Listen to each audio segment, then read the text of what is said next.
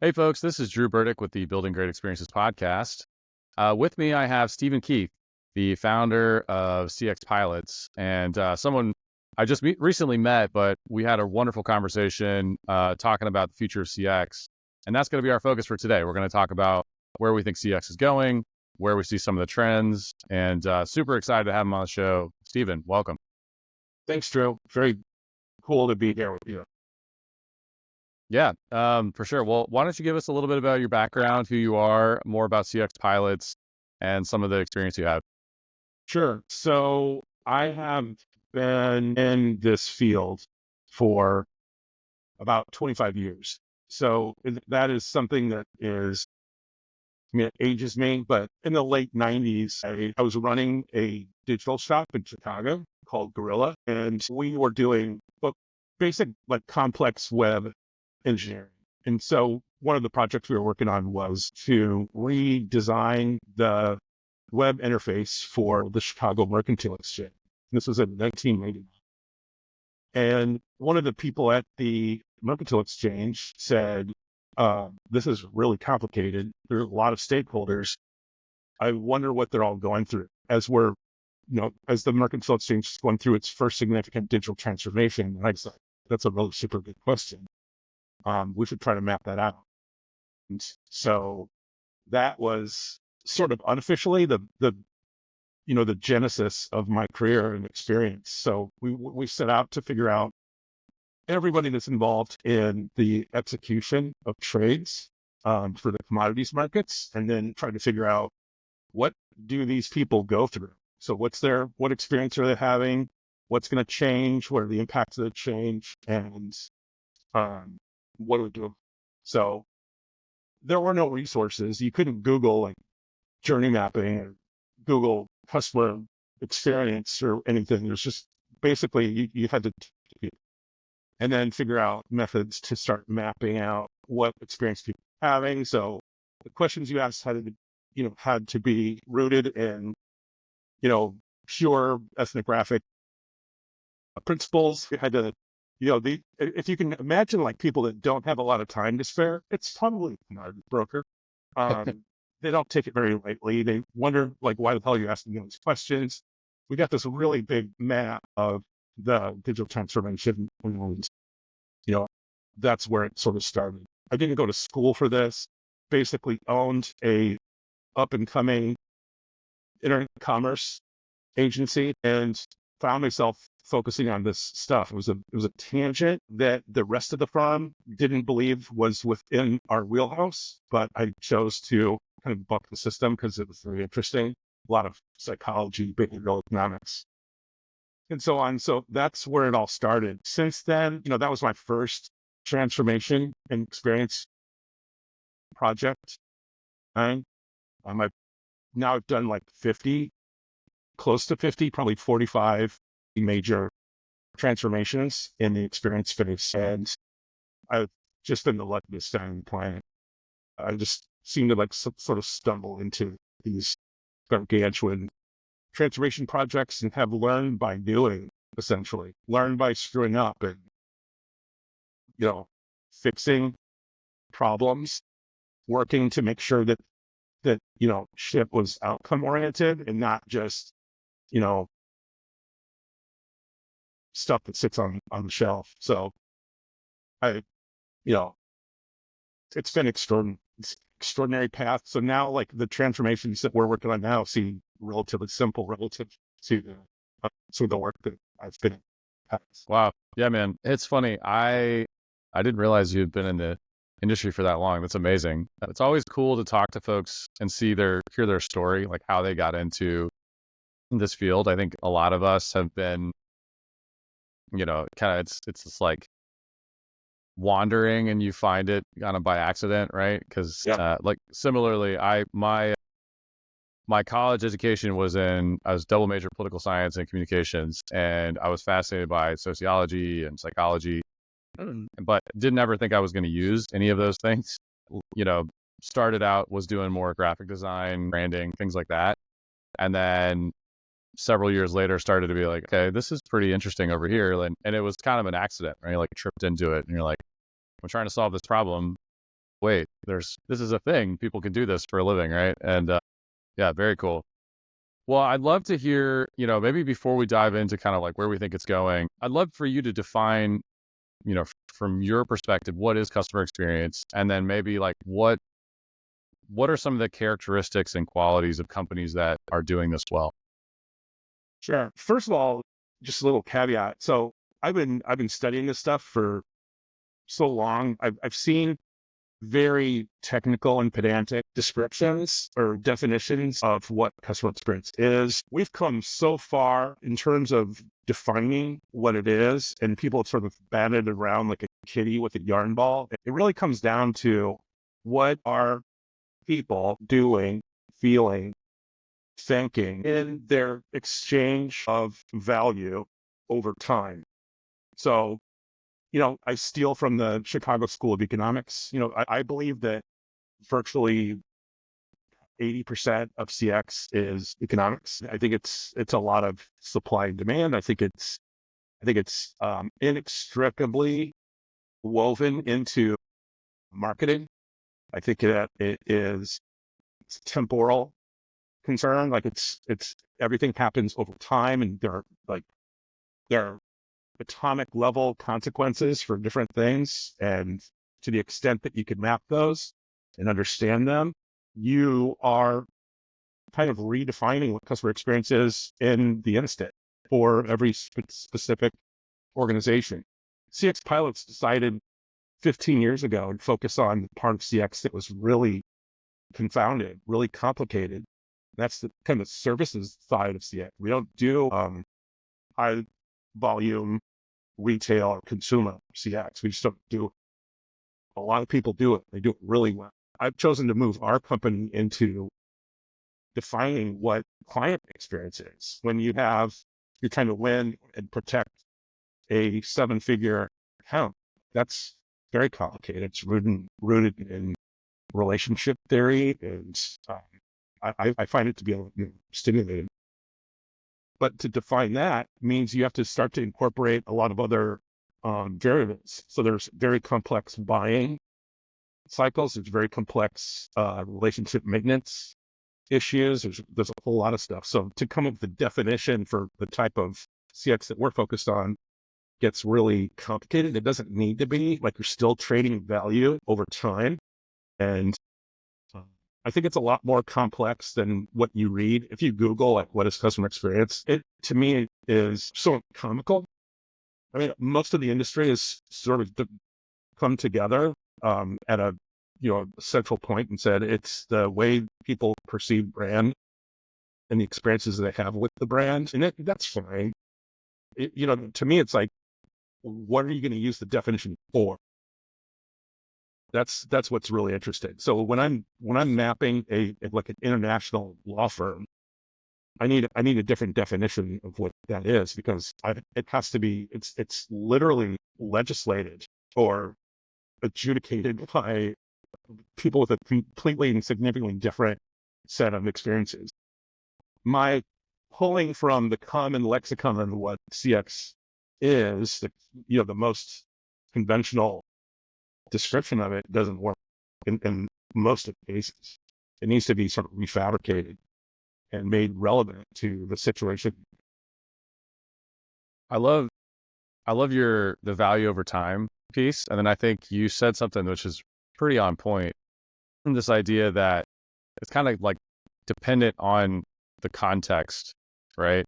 Because to your point, organizations that are B2B and are focusing on client experience, value is very different in that context than it is for like a retail brand dealing with end consumers, right? Like, I'm oversimplifying, but like, I think sometimes, to your point, the industry will look and say customer experience is X. Like, to your point, it's how do you make it so that when people interact or experience a brand, they feel certain things or they do certain things, or they, it's easy or frictionless or whatever.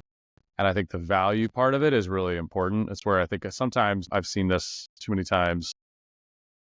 Folks will talk about experience and they'll talk about the importance of the experience, but then they forget about the value part of it, right? Like, they kind of, like, it gets cloudy and lost in the sauce, so to speak. Yeah. It's like, hey, we're not just mapping this for mapping's sake. We're not just, doing these exercises and making these artifacts because we need artifacts. Like, what's the point here, right? What are we trying to do? And it's creating value for the company, creating value for people. Like, if there's a mutual exchange there, it's a good experience, and the business wins and the customer wins. Yeah, absolutely. I think value is another, I mean, that's such a wily term. Um, Yeah. I've had my ass handed to me by trying to use like conventional approaches to CX. I'm mapping a large online therapy offering, and you know, all all the normal ways that we want to remove friction are the exact opposite of what they want. They're designed, their business models see friction. So Yeah. I I realized like, oh wow, I'm trying to bring like this regular tool set that I usually bring to everything, like it's not going to work at all. I have to throw that out and like come up with a completely different way. One thing about CX that I think is really important that not a lot of people talk about is, and I try to incorporate it into the, the contextual definition of CX within the situation I'm working. That is volatility in moving from stage to stage. So one of the things that we do in CX is really try to understand what are the stages that people go through when they are trading the time. And so moving from one stage to the next stage typically means that there's a degree of context switching. There's a lot of, the people you're dealing with might change, time has changed, the situation is like, oh, the mistake that a lot of us make is that we formulate these swim lanes, these like vertical swim lanes, and we think through like what's happening in that stage, and then we jump to the next stage. Okay, not at that stage though. Like what's the customer going through in this stage?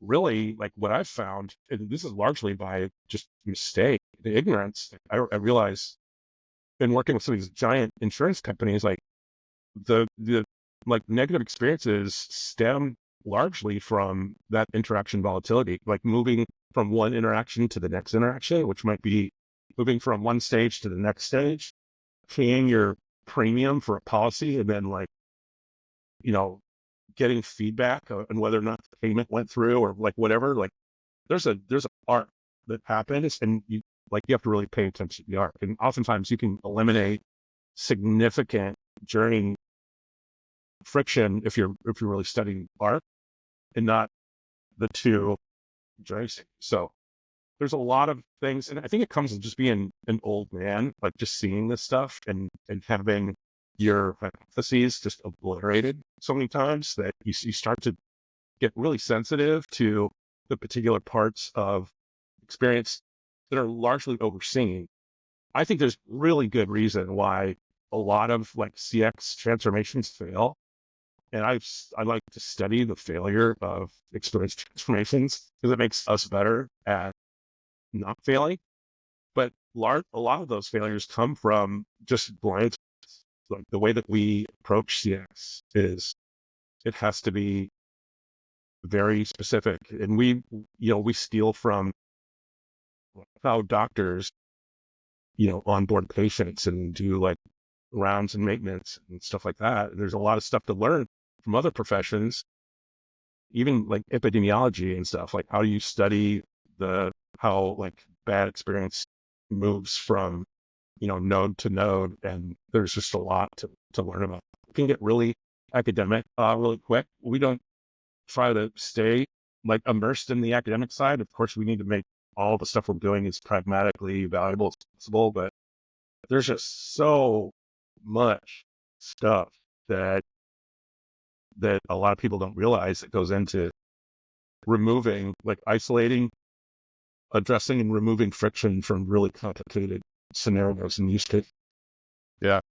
It's funny. So I worked for a period of time with a large insurance company, and to kind of what you're saying, right? It's not so simple as, oh, just make it easy as possible to get from stage to stage or move from here to there, because there's a lot of these other things that, like, the friction is built in intentionally so people don't accidentally do something, or because of regulation, or because of, the way the organization operates. Like there's a lot of reasons why, especially these big enterprises. There's a lot of reasons why things are the way that they are. And, I think I'm guilty of this. I tend to be the person who comes in and I'm like, we're going to change it. I'm like bucking the system and pushing on status quo. And sometimes that's needed, but like I think culture is often the culprit, right? Like if you've got a massive organization that's been around for a long time, you can't just sort of say, all right, we're going to prescriptively, tell you to do X, Y, and Z, move these things here, move these things there. And now suddenly, whoop, experience is better. Like, no, the organization has to be able to internalize it too, right? So, well, I'd love to hear your thoughts. Like, there's a lot in the ecosystem right now about AI and all these different emerging capabilities and debates over what does it mean and how is it going to change the industry. I'd love to hear your perspective on kind of state of affairs with CX, as well as where you think things will be going over the next 2 to 3 years. Obviously, none of us can predict the future, but just love your thoughts and opinions on where we are now and where we're going. Yeah, I'm having more fun predicting what the predictions will be.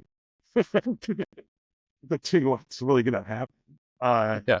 Uh, yeah, you mentioned AI. I think AI I'm so much more excited about it than a lot of my peers. Like, I think that there's just so much stuff that I don't want to do that I think can be fairly seamlessly automated and incorporated into the work that we do so that we can think about other, aspects of the work that we do. Our team is using it exhaustively. Like, I don't think a day goes by when we're not using it. The thing that I'm most curious about, Drew, and the thing that I think is most exciting is there's this kind of nirvana state in CX where nobody's been able to get there. And, I've probably done 5 or 6 podcasts just talking this to get thing. And that's predictive. Like, so ultimately this nirvana state is like, I think marketers essentially want to get to one-to-one personalization in relationship.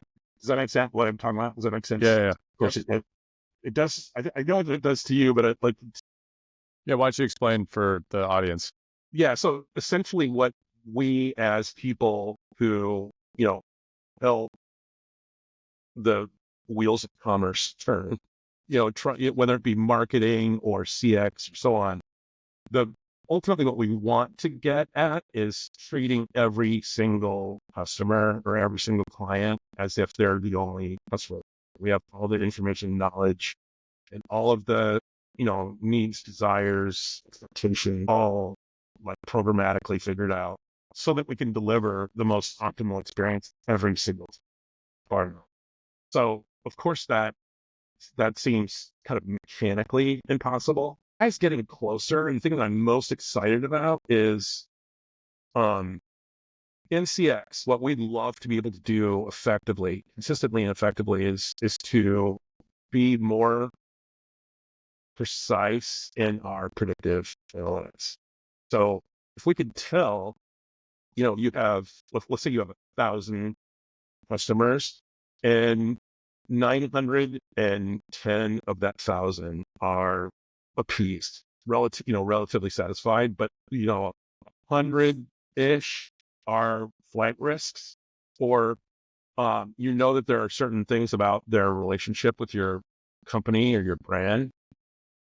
The more we know about that, and the more that we can sort of track back the other experiences to build a composite of what have they gone through, we can start to look at longer patterns and see, wow, they're like 85% likely to churn. That we'd like to get there so that we can be more proactive in making sure that we can, include that unfortunate, avoidable circumstance from coming true. And right now, like, we just study the hell out of it. Like, what data is there? And it's just there are really sophisticated CX platforms out there, Adobe Experience Manager, every big, like IBM, Oracle, they all have really great platforms to try to start to ingest and work with this data and create like greater visibility into it so that we can find some of these predictive patterns, but none of them are really that effective. It's like none of them that we've seen. You know, AI, I think for the first time is starting to just this data and start to churn out better patterns that I haven't seen come from some of these large customer experience management platforms. So that's really interesting. Yeah. Man, I could go like 100 different directions because there's like so many good things you just said. So I'll start with one piece, which is I think, yeah, I'm generally optimistic with AI in particular. I think a lot of folks are kind of like, there's a lot of pessimistic, they're going to take our jobs kind of a thing. But I think it's the tool that can be leveraged to get to problem solving faster, right? And outcomes faster, which is exciting for me. I know I really like problem solving. I know a lot of folks, they really enjoy the diagnosis part of the process. And, I can do it. It's like a part of the process, but I think for me, I love like, okay, we've identified a couple key areas of opportunity and problems, like, let's go figure it out. And I think that AI makes that a whole lot, the time to value shorter, which I think is going to continue to, get shorter and shorter as we go forward. I also think that there's this interesting, like, I'm sure you're familiar with like AI agents, right? And it's basically you have these AI powered things that are focused on a specific activity or action or task. And I think you're going to start to see, these AI agents for every industry and every capability where you can kind of like outsource parts of your brain to these like rote tasks that normally would have taken days or weeks or whatever to do. And you're like, cool, I can just kind of like, I've got AI agent Jimmy and AI agent Sally, and they're taking care of these tasks that I don't have to think about now. It's almost like, research analyst type folks, right? People who can kind of like crunch numbers and look at data and kind of help identify, to your point, like pattern identification becomes better. Yeah. The other thing that I've been kind of thinking about, and I'd love your opinion on this. I think that as AI makes it easier for everyone to make things streamlined, faster, easier, cheaper, like it's not as much time or effort to analyze and identify areas of opportunity or needs, I think it's going to become even more critical for companies to think about differentiated experiences, right? It's not enough to just, cool, you remove friction, or cool, you made it, a little bit easier for folks to get your product or service. I think there's almost this like, I don't know how to call it. Like, I think there's going to be a pretty big, large segment of the population that wants something that makes them feel something, right? It's like, okay, everywhere I go, it's all the same kind of stuff. But man, I love, doing business with those folks because it's something unique, it's special, it's differentiated, it's memorable. And so I think there's kind of this like, there's almost like this dichotomy, right? There's sort of hey, it's going to be faster, cheaper, easier, less effort required to do the things that we've already been doing. And then there's going to be more of an emphasis and an opportunity around the differentiation of the experience. What are your thoughts? Yeah. This is exactly how I'd like to spend 3 pints of beer. Uh, yeah. So the first thing that I think that's going to happen is like, we're in the era right now where AI is making the ignorant average. And it's like when you look back at vintage television, like when television productions first started out, you're looking back and you're like, wow, the sound quality, the cameras, like everything is, you know, everything is bad, but it's bad according to our standards. So we're going to look back at like 2024 and 2025, 2026, in 10 years, we're going to look back and go, yeah, shit that. Yeah. How stupid that was. And we all have access to these like, you know, deep intellectual, completely transformational tools. And no one's really doing anything yet relative to 10 years from now. So, I mean, everything is like that. So I'm just kind of relishing in I'm in no super big hurry to do this. I think it's interesting to try to understand like what are we doing that requires these agents? Like what and are the things that we're doing the right things? And that could get into an existential like we'll spiral really quick, but the you know I think just what like we're doing, I can just give you my personal experience, like what we're doing at our organization is we're trying to find ways, like we do a lot of huge scale mapping. So there are certain things about the journey mapping where we can put what we gather in real life from real human beings into AI and say what, help elaborate on, give some color and some hue to what is being said, and like what are some other edge scenarios so we can build a more complete picture of what customers or clients go through at specific stages works. It's we're not switching out human experience for bot experience per se, but what we're doing is like we're just getting a fuller picture. We're broadening the aperture by being inclusive in how we're pulling information in. That's a really cool application for right now. 10 years we'll be laughing our asses off, but right now it's like it's in the moment it's helping us be more comprehensive in the way that we think about. Yeah. So I'm going to tell a quick story because it's kind of a funny one. Like 2 weekends ago, I was at the Renaissance Festival here in Charlotte and walking around, turkey leg, the whole nine. And I've got two kids, and my wife and I were watching them do the stuff. And my wife said, "Hey, I don't know, we should start just as we go to these places, analyzing the experience, like look for where it could get improved, and then just share it back with them as a report, right? And be something that is just a kind of a value add, right, to benefit the community or whatever. Like, hey, you maybe make this better, change this." And I was like, I'm literally like, I'm like half a beer deep, and I've got my phone, and I'm like, all right, let's do it. So I pulled out GPT, and I just like punched in like, hey, make a rubric for evaluating a event experience, right? Made it out.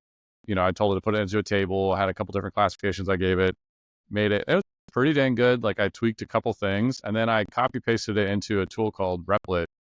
And in a matter of probably like 15 minutes while I'm walking around, I made a web app on my phone that was basically like experience scoring app or whatever for events. And why I share the story is I feel like if you kind of open your mind to, hey, this is a tool, and just like any tool, you can apply it, and you can be scared of it, like I don't want to use the chainsaw, I might cut my arm off, or you can use it and apply it in a good, in a better way or whatever.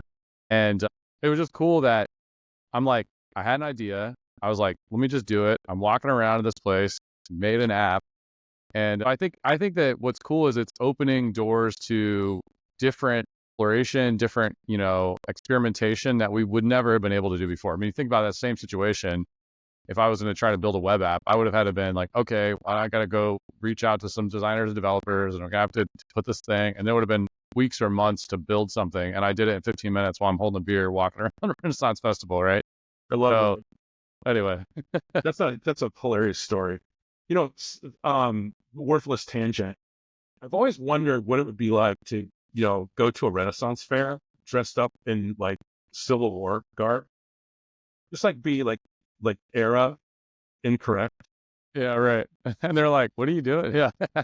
Wrong festival, buddy. Yeah. I've done that. I've shown up with like Star Wars stuff on, people are like, what? You know, That's um, hilarious. so I asked a lot of folks this, and I'd love your thoughts. Who's doing this well? What brands or companies do you think are setting the tone for great customer experiences? I mean, obviously there's the ones that everyone thinks of and have come up on my show multiple times, like Disney and Apple and the Ritz and stuff like that. But I don't know if there's any that come to mind for you, like, hey, those folks, they're doing it pretty good. Like, here's some of the things they're doing well. Yeah. Love your thoughts. So I've been a lifelong Microsoft hater. Like I'm a Mac user. Like I've sort of surfed the battle between the Windows stuff and the Mac stuff, and it's been a fun ride. But I have recently put my disdain for Microsoft aside because they keep predicting like what I need right now and putting it in front of me in such a subtle way. And they keep enabling me to accomplish tasks significantly better than anybody out there. And I studied this stuff pretty extensively. And what it's done is I've been holding these sort of two conversations in my head at the same time where what are new, novel, fun ways to hate on Microsoft? And then now I'm like, holy crap. Like the way that they're integrating a lot of things that we use every day to get our jobs done is getting better and better and better. And they're not like beating the drum. They're not trying, at least I don't see that. They're just heads down working on some of the right stuff. And I've seen this sort of transformation over the last 5 years where it started to be like a noticeable improvement in my experience with being a captive customer. I have to use their stuff because I have to integrate with my clients who are all in this environment. But there's example after example of this company that I've, really had fun hating that now I kind of am sort of accidentally falling in love with. I'm still an avid Mac user. Like everybody in my company has a really high-end Mac or two, but we all use hell out of every single Microsoft service. And I can do stuff now that I've never been able to do using. So they're competing with, a lot of these other things, Slack and all that. I have to use Teams to talk to, 80% of my clients. Teams sucked 5 years ago. You know what? Like, I don't even know that it's there. Like, I'm inside of this virtual environment, just getting shit done.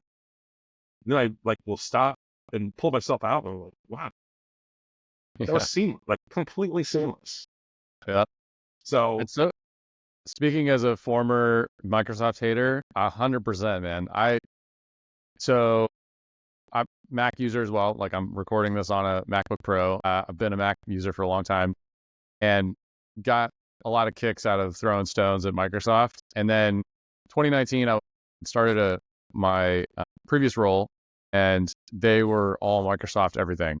And I was like slamming my head on the table. I'm like, oh my gosh, why are we not using Slack? Like blah, blah, blah. Teams is terrible. Well, then COVID hit, right? And the combination of COVID and like Satya Nadella and like a lot of their sort of strategic shifts, they went on overdrive. Like you're 100% right. Like Teams still has a bad rep in the startup world. Like it's funny, I actually got recently like made fun of because we chose to go with Microsoft for our stack, and people were like, oh, well, don't you know that everyone in the startup world is using, Google Workplace and Slack and I'm like, yeah, but I just got to pay like $13 a month per user for everything. I get it all in one place, and it's seamless. It's integrated. Like I can easily, seamlessly move between things. Like, I don't know if you're familiar with the new tool they have called Loop. It's like their competitor to Notion. Pretty powerful. Like they launched it less than a year ago, maybe, or around a year ago. yeah, And when it first came out, it was already like, okay, like I can see what you're doing here. And they've added a bunch of new features progressively over the last several months. I'm like, dang, like Notion, you're gonna have to watch out because Microsoft's coming for your lunch. And I mean, I use Slack too, and the difference between like Slack has their Canvas or whatever and their huddles. Canvas and huddles don't hold a light to any of the Microsoft stuff. Like it's so much easier to have, OneDrive, Teams, Outlook, Excel, all that. It just kind of is there. And then Outlook, I use Outlook. I use Outlook on my iPhone. I use Outlook on my MacBook because when I go and I'm emailing somebody, it'll show you like, hey, here's all the recent threads with this person. Here's like documents that you've had with this person. Here's, it just like proactively presents me with all these information that I'm like, oh, dang, I don't have to go find it. I don't have to hunt for it. It's already just there. So yeah, man, 100% great example. And they do get a lot of flack, even though I think it's historical, right? People want to hate on Microsoft, but yeah, don't sleep on Microsoft for sure. I still hate Microsoft for the reasons I did when I was like 30. Yeah. But it's kind of different between like I don't not a brand fanboy or whatever, but I'm also fair. Like I notice when stuff works really well, and it's kind of like music. I am not I am not a huge Prince fan, but I recognize that he's probably the best guitarist that ever lived. Like that that's just understand. It's respecting the what they're doing to make seamless experiences for a lot of people, and that means things. Yep. That's like a funny little metaphor. Back in the 90s, when Michael Jordan was like king, I felt like the only person on the planet that didn't like MJ, but I respected him, right? I Yeah, respected his game. I was more of a Shaq and Penny fan in the 90s. Fortunately, they never won a tournament championship. But, I had well, a client. I had a client, Drew. Like I am like the luckiest guy on the planet. Like I had a client in Chicago where I'm from, and the client had like front row seats to every Bulls game, like at Michael Jordan's peak, apex. yeah. Uh, and this client would just routinely be like so intoxicated he couldn't go to the game, and he would just like ping me, "Hey, come pick up these tickets." And I'd have like front row seats to Michael Jordan and like Scottie Pippen, like the Rodman, Pippen, Jordan trifecta. It was just so entertaining. Wow. Dang. Yeah. Well, Free I, tickets, just yeah, I would have taken those tickets, man. MJ hater or not, man. Wow. That's awesome. So, last question, and then we'll kind of wrap up. So, you know, a lot of the folks who listen to this show are marketing leaders, product leaders, people who are at mid-sized companies, and mid-sized companies different than enterprise. Obviously they don't have many people in house. They're, maybe not dealing with as many dollars in their budget. So what are some of the tactical things that you think like mid-sized companies can do to improve the experience for their customers? super good question, and I'm so excited because I think I know the answer. Um, Yeah. uh, and really simply, it's just straight talk, no BS communication. It's like we do when mid-size, small, like we've done this for a 50-person firm, and we've done it for 130,000 person, and the effects, I would argue, are relatively the same. If you're communicating, we do this thing called the CX chart, where we go in and we study certain things about the business, and then we come out and we design just straight talk, no jargon, no opacity about the stuff. Like, why does it make sense for us to entertain subtle interventions in the workflow that we're responsible for, to consider the experience that the people who are paying our bills has with us. And it's just absolutely dumbfounding remarkable. So you can create, regardless of the size of your organization, you can create really powerful booklets, CX charter or Accord or whatever you call it, that helps people understand a little bit more of the sort of practical, what's in it for me imperative of focusing on CX. So we're one of the organizations out there that we've done this successfully so many times that we've got it down to an art and science. I just posted something on LinkedIn about just kind of sharing our architecture for how we design these things. And a lot of people have reached out and just said, "Hey, like, can you help me understand how successful are these things? Like, what metrics do you have? What are the things that would preclude someone from succeeding should they go in that direction? What are the blind spots, or and so on?" And like, really, it's after you've created the 60th or 70th charter and you've seen how they work, and you start to wrap these ambassador cohorts around them, you start to really leverage the hidden pockets of charisma inside of these organizational cultures to build this sort of incendiary force around a transformation like this. It works. It stopped not working, to use a double negative. It's really, really super powerful. And you can map the hell out of every single thing that we do. I mean, that's very effective. But until people really hear and connect to this, kind of no bullshit language about why should we be doing this? Why should we be investing this? Why should you subtly change or, you know, take on these subtle interventions to the way that you work or interface with clients? What's the flywheel? Like, what's going to happen when we do this? How does growth happen as a result of this? And if it's believable, which it needs to be, and it's clear, like creates a revolution, and it's really super powerful. I love it. Yeah.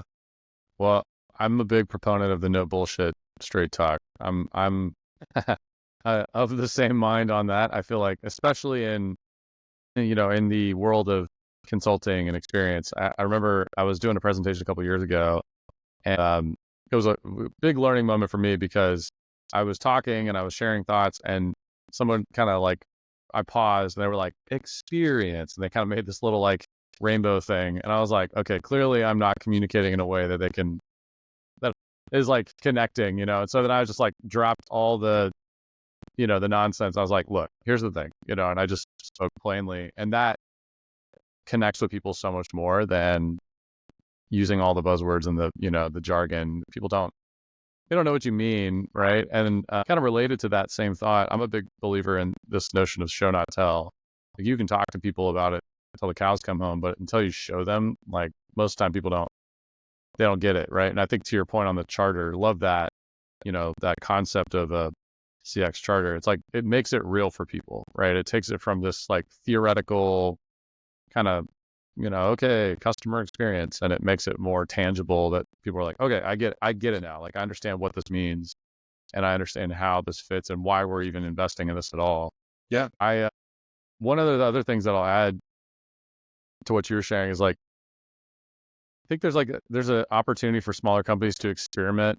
Like, they're afraid to try things, right? And it's like, just pilot something. Like, find an area where something is not working, develop a hypothesis around it, try something out. And if it doesn't work, like, if you test it on a small enough, segment of your customers, you're going to learn something from it. And it's still valuable regardless. I think that experiment early and often type of a mindset is really valuable for companies that maybe don't have the resources to go invest in some big transformation program. It's like, hey, if you can't kind of, go bite off a big piece, that's fine. Go just try smaller projects and test ideas and see if it's going to work or see how it resonates with your customers.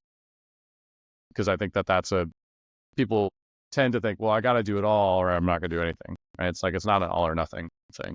Well, I think what the McKinseys and the Bains and the Boston Consulting Groups and the Deloittes would love for you to not know is you can get transformative effects out of smaller things like the charter. Like, why would, transformations are millions of dollars for a lot of organizations don't do it, or they have to plan like 3 years in advance to like design in a transformation like that and study all the risks and so on. I've been doing this for a long time. I've architected a lot of these things. I've gone through them. I've seen the stuff that's, immutably successful. I've seen the stuff that landed like a thud. It didn't have the impact we wanted to have for various reasons. And I've also seen like, we've had some holy shit moments where we were thinking about the culture of the organization. We're designing, like when you buy an Apple product and you open it up and you get that like very simple, very well designed, like, this is how you start your MacBook Pro, or this is how, like, these are the things you need to think. iPad, like, is a really good example. These are for like older generations and aren't tech savvy. Like, can they get up and successful in a really short amount of time? Like, we think about designing the experience people have with us. You can get transformative effects like the charter from, a tenth of a transformation. We're just going to change the way that companies approach this. It doesn't need to be a McKinsey, $16 million 3-year engagement now. Like, you can get if you're savvy about the metrics you're using, you can get a lot of the same effects by doing less. Yep. So I love that you're making that point. Yeah, I totally agree. I've seen many a McKinsey deck that's gone on a shelf, and people spend millions of dollars, and the organization didn't have the ability to metastasize it or internalize it. And so, I think that's just sometimes the best thing to do is to do the next right thing. There's this great book James Clear wrote called Atomic Habits, and it's all about do the 1% change and it can compound over time. I think a lot of times, especially smaller mid-sized companies, like that might be what you have the capacity to do right now, and that's okay. Well, cool, Stephen. I super appreciate you coming on the show. Wonderful insights. Great to hear your perspective from your experience. Where can folks find you online? Probably start with LinkedIn, just Stephen Keith. I'm and cxpilots.com. I think they're the two most effective ways. I gave up on Twitter X. I just don't care.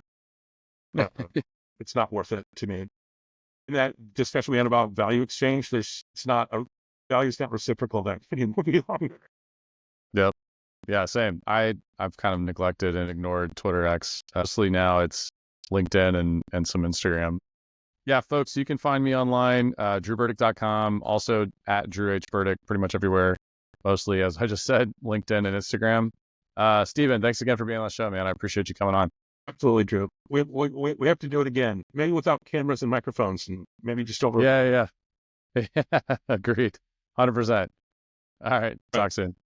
Thanks. Hey there. I hope you enjoyed this episode. If you could take a second, hit the subscribe button below. It would really mean the world. I'm trying to make some great content for you every week by interviewing folks and hearing what they have to say about building great experiences. I try to share tips and tricks and things like that. Anyways, take a second, hit that like and subscribe, and I'll see you soon. Thanks, guys.